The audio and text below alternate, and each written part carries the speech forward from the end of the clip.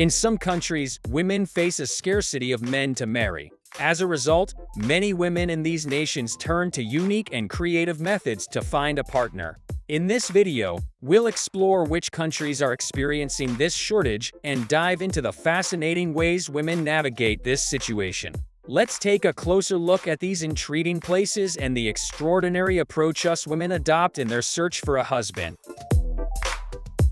1. Dongwan. In the Chinese city of Dongwan, a shortage of men has led women to compete for husbands. With significantly more women than men, traditional monogamous relationships were first questioned, and it became increasingly common for men to have relationships with multiple women.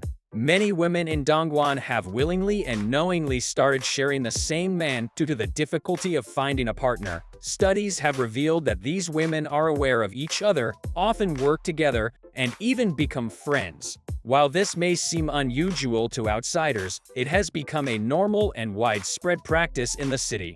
Polygamy has emerged as a social norm in Dongwan, fostering a sense of solidarity among women.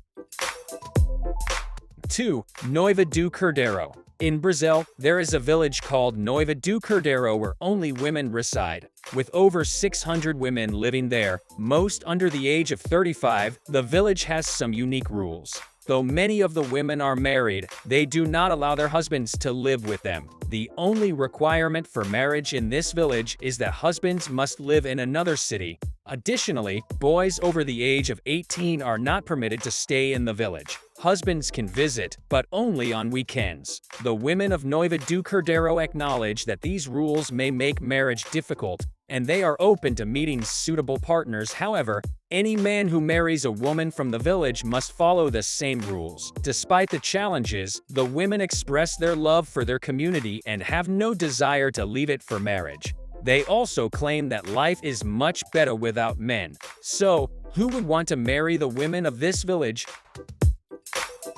3. Estonia. Let's move on to Estonia, a country with a notably high female population. In fact, there's an island in Estonia where only women reside.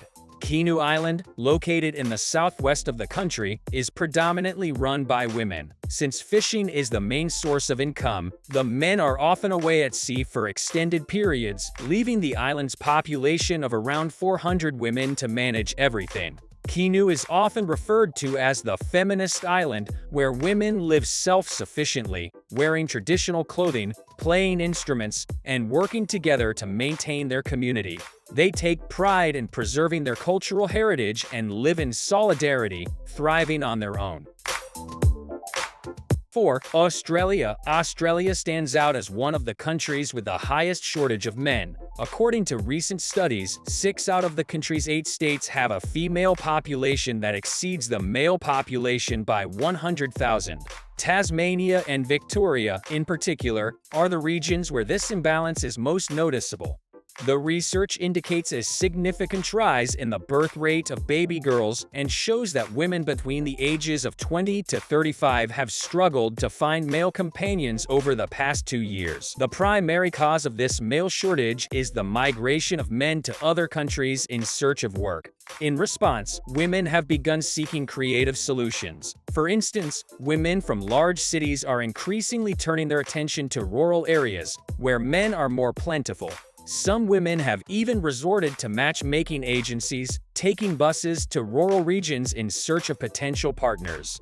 This inventive approach highlights how women are adapting to the challenges of finding a spouse in Australia.